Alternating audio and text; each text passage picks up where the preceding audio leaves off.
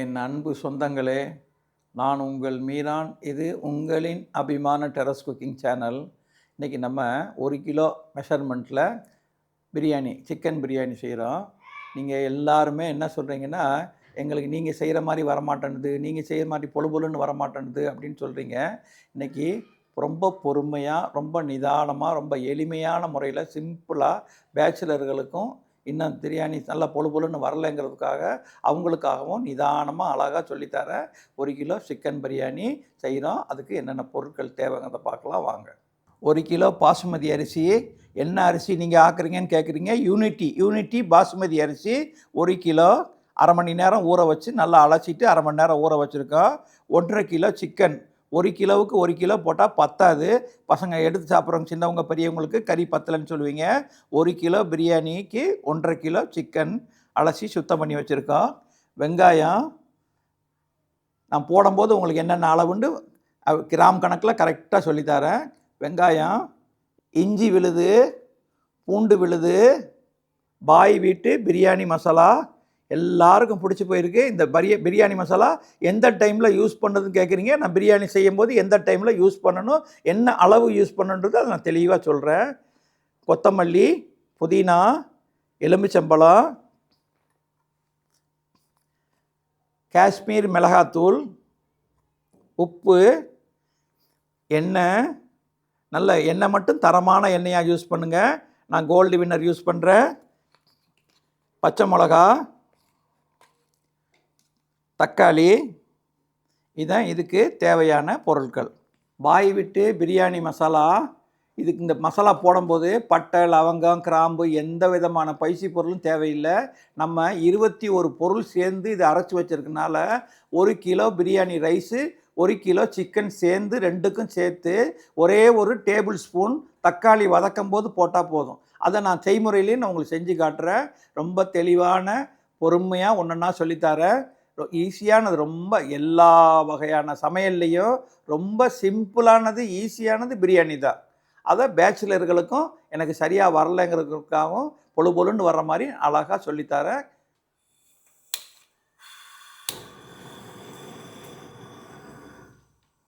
பிரியாணி செய்கிறதுக்காக சின்ன சட்டி எடுத்துக்கிறாதீங்க. நல்லா 1 கிலோவுக்கு பிரியாணி, 1 கிலோ சிக்கன், 1 கிலோ ரைஸும் போட்டு செய்கிறதா இருந்தால் 4 கிலோ சட்டி எடுத்துங்க. 5 கிலோ 4 கிலோ சட்டி எடுத்தால் தான் உங்களுக்கு தம் போடுறதுக்கு கரெக்டாக இருக்கும். அதே மாதிரி இந்த மேல் மூடி இருக்கு பாருங்க, மூடி சீட்டிங் ஆகிறது, அந்த சீட்டிங்கும் சரி பார்த்துக்குங்க. அப்படி உங்களுக்கு சரி பண்ணாத அந்த மூடி சீட்டிங் ஆகலை தம் போடுறதுக்கு அப்படின்னா நீங்கள் அந்த இடத்துல அலுமினியம் ஃபாயில் பேப்பரோ இல்லை நம்மகிட்ட இருக்கிற காட்டன் துணி நினச்சி மேலே மூடி போட்டு அந்த முறைகளையும் நான் சொல்லித்தரேன். சட்டி காஞ்சிருச்சு. காயறதுக்கு முன்னாடி ஊற்றிடாதீங்க. இந்த இப்போ 200 ml கோல்டு வின்னர் ஆயில் ஊற்றுறேன். 200 ml. 1 லிட்டர் பாட்டிலில் 200 ml எவ்வளோ இருக்குன்னு எனக்கு கணக்கு தெரியும். இந்த பாருங்க, விரல் வச்சுக்குவேன்.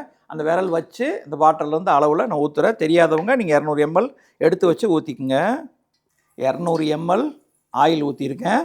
பாருங்கள், 350 கிராம், 300 நல்லா தாராளமாக நல்லா ருசியாக சாப்பிட்னா 350 கிராம் வெள்ளாரி வெங்காயம் போடுறேன். எனக்கு எடை அளவு தெரியும், கைப்பிடி இந்த கையில் அள்ளும் போதே தெரியும். தெரியாதவங்க 350 கிராம் எடை போட்டு நீங்கள் தனியாக பிரித்து 350 கிராம் போடுங்க. வெங்காயம் கொஞ்சம் கூட குறைச்சல் போகிறதால எந்த தப்பும் நடந்துடாது. இப்போ நான் 350 கிராம் வெங்காயம் போட்டிருக்கேன். வெங்காயம் போட்டவுடனே தீயை நீங்கள் ஹையில் வச்சுக்கலாம். ஏன்னா அந்த வெங்காயம் ப்ரௌன் கலரில் மாறி வரும்போது சிம்மில் வச்சுக்கோங்க.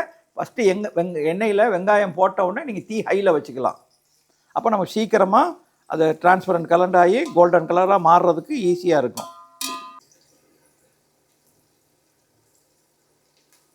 90% கோல்டன் ப்ரௌன் ஆன உடனே, 100% ஆகலை, 90% ஆன உடனே தீயை சிம்மில் வச்சுக்கிட்டோம்.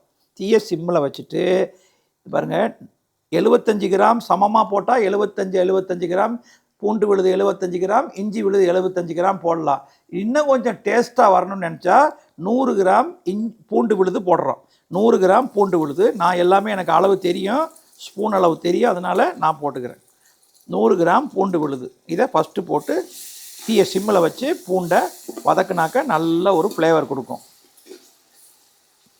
தீ சிம்மில் இருக்கணும். இஞ்சி பூண்டு மசாலா எப்போ போடுறீங்களோ அப்போ தீயை மீடியத்தில் ரொம்ப மினிமமில் வச்சுக்கோங்க. அப்போ அந்த சூட்டிலேயே அந்த இஞ்சி பூண்டு நல்லா வதங்கி நல்ல ஒரு வாசனை கொடுக்கும். இப்போ பூண்டு நம்ம சிம்மிலே தீ வச்சு பூண்டை வதக்கணும். பாருங்கள், நல்ல ஒரு ஃப்ளேவர் கமகமான்னு வருது, பூண்டுடைய வாடை நல்லா வருது. இப்போ பூண்டு 100 கிராம் பூண்டு போட்டோம், 75 கிராம் இஞ்சி விழுது சேர்க்குறேன். பூண்டு அதிகம் இருக்கணும், இஞ்சி குறைவாக இருக்கணும். ஏன்னா இது கொஞ்சம் எரிச்சல் கொடுக்கக்கூடியது. அதனால் 75 கிராம் இஞ்சி விழுது சேர்க்குறேன். இதையும் அந்த சிம்மிலேயே வச்சு வதக்கிக்குங்க. பூண்டும் இஞ்சியும் தனித்தனியாக 5 நிமிஷம் வதக்கிட்டால் ஒரு நல்ல ஒரு வாசனை அரோமா கொடுக்கும். அந்த வாசனை வரட்டும். பிரியாணி செய்கிறதுக்கு பொறுமை தான் முக்கியம். அந்த பொறுமை இப்போ வெங்காயம் வதக்கும் போது, இஞ்சி பூண்டு வதக்கும் போது, மசாலா போட்டு வதக்கும் போது மட்டும்தான் பொறுமை தேவை. அதுக்கப்புறம் கறியெலாம் போட்டதுக்கப்புறம் ஃபாஸ்ட்டாக மூவ் பண்ணலாம், ஒன்றுமே பிரச்சனை இல்லை.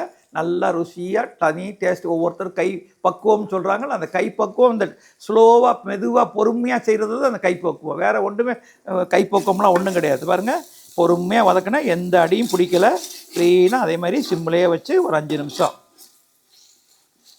இப்போ இஞ்சி போட்டு ஒரு 5 நிமிஷம் ஆயிடுச்சு. இப்போவும் தீ சிம்மிலே தான் இருக்குது. இந்த பாருங்கள், 10 கிராம் சொல்லுவாங்க எல்லோரும். 10 கிராம் வீட்டு மிளகாத்தூள். இது காஷ்மீர் மிளகாத்தூள். நான் 20 கிராம் போடுறேன். காஷ்மீர் மிளகாத்தூள் உரப்பு இருக்காது. இது 10 கிராம். காஷ்மீர் மிளகாத்தூள் 10 கிராம் சொல்லுவாங்க. சாதா மிளகாத்தூள் 10 கிராம், காஷ்மீர் மிளகாத்தூள் 10 கிராம். நான் 2 சேர்த்து காஷ்மீர் மிளகாத்தூள் 20 கிராம் போடுறேன். உரப்பு தேவை கம்மியாக இருக்கணும் அப்படின்னு 15 கிராம் போடுங்க. நான் ஒரே காஷ்மீர் மசாலா மட்டும்தான் போடுறேன் மிளகாத்தூள்.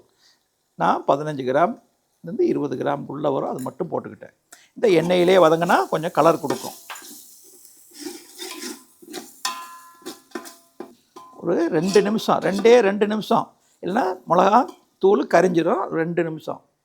1 கிலோவுக்கு 6 பச்சை மிளகா. இந்த பாருங்கள், வாய் அப்படி கீர்னது கழுவி சுத்தம் பண்ணி இந்த வாய் கீர்ன 6 பச்சை மிளகா, வாய் கீர்ன பச்சை மிளகா முழுசாக அப்படியே போடுறேன்.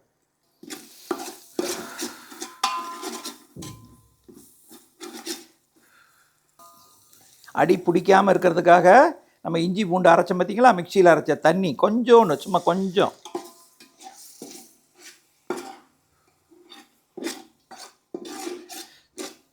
இப்போ இந்த பாருங்கள், மிளகா பிரிஞ்சு எண்ணெய் மேலே அப்படியே பிரிஞ்சு குபு குபு குபுன்னு வருது பாருங்கள். எண்ணெய் அப்படியே கறி. நான் தீ சிம்மில் தான் வச்சுருக்கேன்.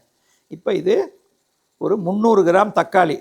மசாலா நல்லா நிறையா வேணும்னா 300 கிராம் போடுங்க, இல்லைன்னா 250 கிராம் குறைச்சி கூட போடுங்க.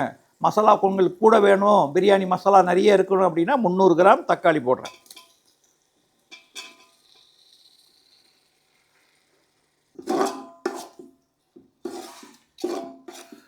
தக்காளி போட்ட உடனே உப்பு சேர்க்கணும். ஏன் இந்த தக்காளி போட்டோன்னு உப்பு சேர்க்குறேன் அப்படின்னா, இந்த தக்காளி இந்த உப்பு கொஞ்சம், இப்போ இதுக்கு தேவையான உப்பு மட்டும் கொஞ்சம் சேர்த்துக்கிட்டோன்னா தக்காளி நல்லா மசிய நல்லா சுருண்டு வெந்துடும். உப்பு போட்டால் தக்காளி நல்லா மசிய வெந்துடும். இப்போ நம்ம சேர்த்துட்டோம், உப்பு போட்டோம்.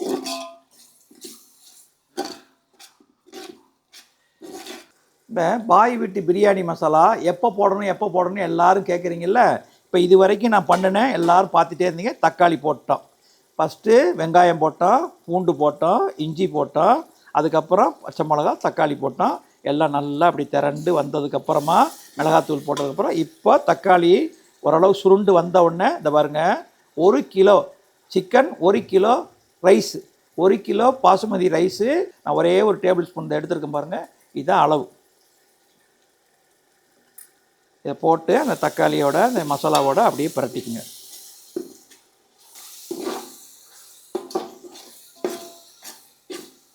தக்காளி நல்லா வெந்து வருது, எண்ணெய் மேலே திரண்டு வருது. இப்போ பாருங்கள், ஃபஸ்ட்டு கொத்தமல்லி போடுறேன். ஒரு கைப்பிடி, இந்த பாருங்கள், ஒரு கைப்பிடி கொத்தமல்லி போடுறேன். 1 கிலோவுக்கு ஒரு கைப்பிடி, சின்ன கைப்பிடி 1 கிலோ போடுறேன். அந்த எவ்வளோ கொத்தமல்லி போட்டிங்களோ அதில் பாதி புதினா. ரொம்ப புதினா போடக்கூடாது, கொஞ்சமாக போடணும், அவ்வளோதான். அடி பிடிக்கிற மாதிரி இருந்ததுன்னா கொஞ்சம், சும்மா அந்த அடி பிடிக்காதுக்காக கொஞ்சம் தண்ணி சேர்த்துக்கணும்.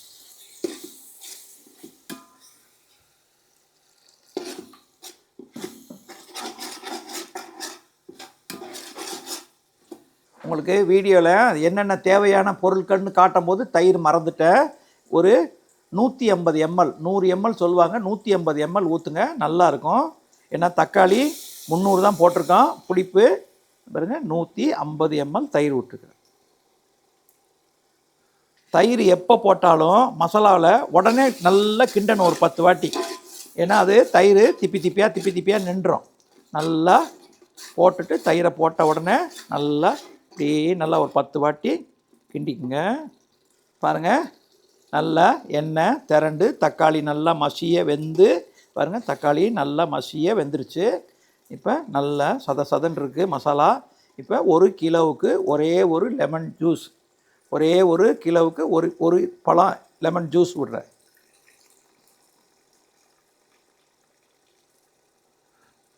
அவ்வளோதான், எல்லாம் முடிஞ்சிருச்சு. எல்லா மசாலா வெந்து பாருங்கள், எண்ணெய் பிரிஞ்சு நல்லா மேலே வருது.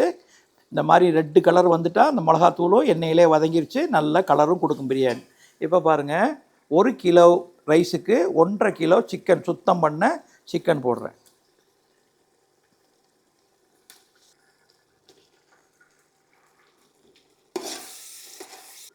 இப்போ பாருங்கள், சிக்கன் போட்டால் இது வரைக்கும் நம்ம எந்த விதமான தண்ணி நம்ம ஊற்றலை. இப்போ கொஞ்சம் அடி பிடிக்கூடாதுங்கிறதுக்காக கொஞ்சம் தண்ணி விட்டேன், அவ்வளோதான். அடி பிடிக்கக்கூடாதுங்கிறதுக்காக. இப்போ இந்த சிக்கனில் உள்ள தண்ணி அதுவே வேக விட்டு நல்லா தண்ணி பிரிஞ்சு வரும். அந்த தண்ணியே இதுக்கு போதுமானது. ஒரு 5-6 நிமிஷம் இந்த சிக்கன் இந்த மசாலாலேயே பிரண்டு வரட்டும். இப்போ நீங்கள் உப்பு செக் பண்ணிக்கணும். உப்பை செக் பண்ணிக்கிட்டு தேவையான உப்பு இப்போ பார்த்து போட்டுக்குங்க. நம்ம தக்காளி மசிகிறதுக்காக போட்டோம், இப்போ கறிக்காக கொஞ்சம் உப்பு போட்டுக்குருவோம். உப்பு செக் பண்ணிவிட்டு அவங்கவுங்க தேவைக்கு தகுந்த மாதிரி உப்பு போட்டுக்குங்க.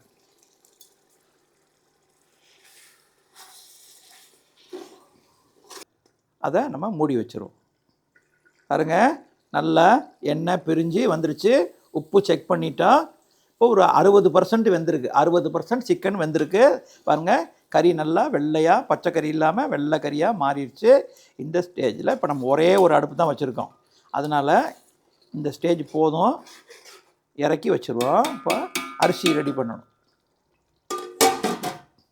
இப்போ நம்ம ஒரே பர்னர் வச்சு ஆக்கணும். அதில் பிரியாணி மசாலா செஞ்சிட்டோம், அதை நம்ம இறக்கி வச்சிட்டோம். இப்போ அரிசி வடி பிரியாணி செய்கிறோம். வடி பிரியாணிக்கு 1 கிலோ ரைஸுக்கு 4 லிட்டர் தண்ணி ஊற்றிருக்கேன். தண்ணி நல்லா ஹை ஸ்பீடில் வச்சுருக்கேன். தீ நல்லா கலவாகணும், கொதிக்கட்டும். இந்த பாருங்கள், இப்போ இந்த 3 விரல் 4 லிட்டர் தண்ணி ஊற்றிருக்கோம். இந்த முன்னாடி உள்ள 3 விரல் அடங்குறாப்பில் உப்பு போடுறேன். உப்பு செக் பண்ணிக்கங்க. கொஞ்சம் கடுக்குன்னு உப்புக்கு கரிக்கிற மாதிரி இருக்கணும். உப்பை தண்ணி கரைஞ்சதுக்கப்புறம் செக் பண்ணிக்கோங்க. ஒரு 2 டேபிள் ஸ்பூன் எண்ணெய் விடுறேன். ஏன்னா சோறு பொழுன்னு வர்றதுக்காக 2 டேபிள் ஸ்பூன் எண்ணெய். இதிலே கொஞ்சம் புதினா, கொஞ்சம் கொத்தமல்லி, 2 தலையும் இதில் போட்டுக்கிறேன். ஒரு அரை எலுமிச்சம்பழம், இதெல்லாம் போட்டால் தான் அந்த சோறு பொழுன்னு வரும். அரை எலுமிச்சம்பழம் இதில் புழிஞ்சிக்கிறேன். அந்த புளிப்புத்தன்மை இருந்தால் சோத்தை பொழுன்னு கொடுக்கும். எண்ணெய் ஊற்றிருக்கோம், இது இதில் போட்டுக்குவோம். ஒரு அரை எலுமிச்சம்பழம் சாறு ஊற்றியாச்சு.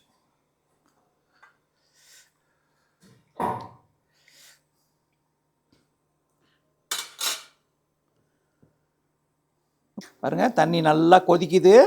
கொதித்த உடனே இப்போ பாருங்கள், ஒரு மணி நேரம் ஊறின பாசுமதி ரைஸு 1 கிலோ, அதை நான் போட்டுடுறேன்.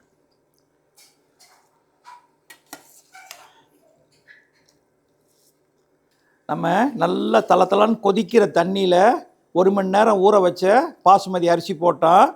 பாருங்கள், நல்லா கொதித்து வரட்டும்.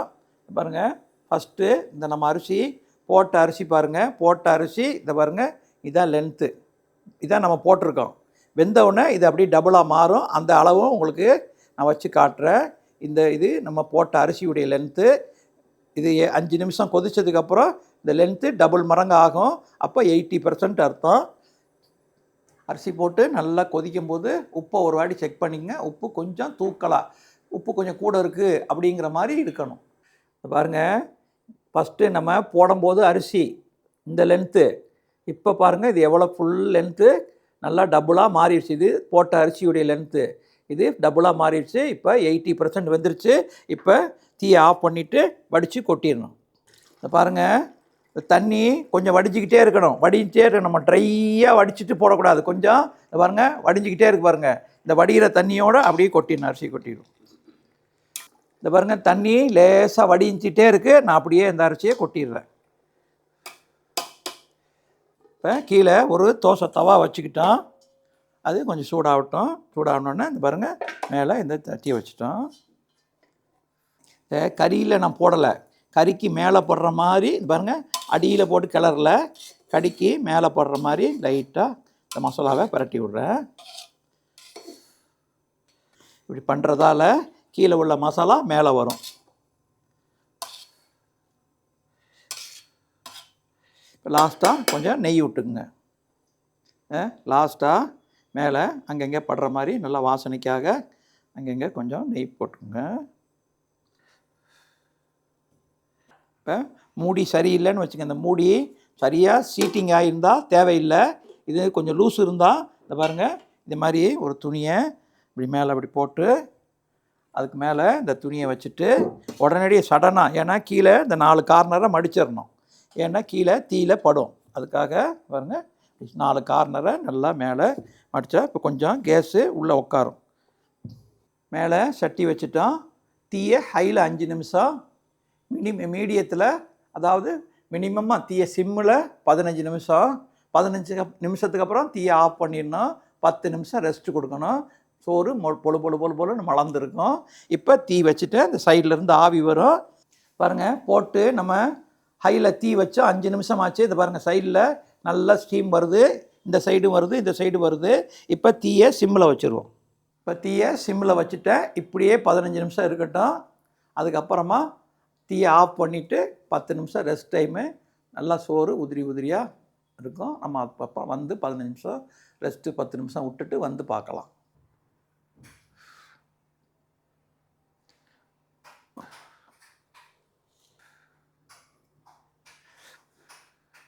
பாருங்க எப்படி மலர்ந்து உதிரியாக நல்லா. இப்போ கலர் வேணுங்கிறவங்க நீங்கள் கலர் சேர்த்துக்கலாம். இந்த மசாலா கீழே கலந்தவுடனே உங்களுக்கு கலர் ஆட்டோமேட்டிக்காக வந்துடும். ரொம்ப ஒரு அருமையான, ரொம்ப செய்கிறதுக்கு ரொம்ப எளிமையான, சிம்பிளான முறையில் சரியான அளவு விகிதத்தோடு உங்களுக்கு சொல்லி கொடுத்துருக்கேன். பிரியாணி வரல அப்படின்னு சொல்கிறவங்க கூட இதை பாருங்கள், அப்படியே பாருங்கள் பொழுண்டு அப்படியே ரைஸை கிட்ட கூட பாருங்கள், அப்படியே பொழுண்டு அப்படியே வடிகிற அளவுக்கு உதிரியாக இருக்கிற மாதிரி உள்ள பிரியாணி. எந்த விதமான தண்ணி எக்ஸ்ட்ரா தண்ணி நம்ம ஊற்றலை, அடி பிடிக்கக்கூடாதுங்கிறதுக்காக கொஞ்சம் தண்ணி சேர்த்தோம். அரிசி வடித்து போடும்போது கொஞ்சம் தண்ணி கீழே சொட்ட அப்படியே தூக்கி போட்டோம். 80% கம்ப்ளீட்டாக வெந்த அரிசி போட்டோம். தண்ணி நம்ம எதுவும் ஊற்றலை. இந்த பிரியாணி இன்றைக்கி செஞ்சுட்டு மறுநாள் வரைக்கும் கூட கெட்டு போகாது, ஃப்ரிட்ஜில் வைக்காம வெளியில் வச்சா கூட கெட்டு போகாது. ஏன்னா நம்ம தண்ணி சேர்த்து எதுவும் செய்யலை. ட்ரையாக இருக்கும், நல்லா உதிரியாக இருக்கும், அதே நேரத்தில் ரொம்ப சாஃப்டாகவும் இருக்கும். இந்த வீடியோ பிடிச்சிருந்தா இதே மாதிரி நீங்களும் செஞ்சு பாருங்கள். இந்த வீடியோ பிடிச்சிருந்தா லைக் பண்ணுங்கள், உங்கள் சொந்த பந்தங்களுக்கு ஷேர் பண்ணுங்கள், உங்கள் கருத்துக்களை கமெண்ட் பாக்ஸில் தெரிவிங்க. எங்களை ஆதரிக்குமென்னா சப்ஸ்கிரைப் பண்ணுங்கள். நிறைய பேர் சப்ஸ்கிரைப் பண்ணலை. ஐயாவை அப்பாவை ஆதரிக்கிறதுக்காக சப்ஸ்கிரைப் கண்டிப்பாக பண்ணுங்கள், பெல் பட்டனை கிளிக் பண்ணுங்கள். இறைவன் நாடினால் அடுத்த வீடியோவில் உங்களை சந்திக்கும் வரை உங்கள் அன்பு மீரான்.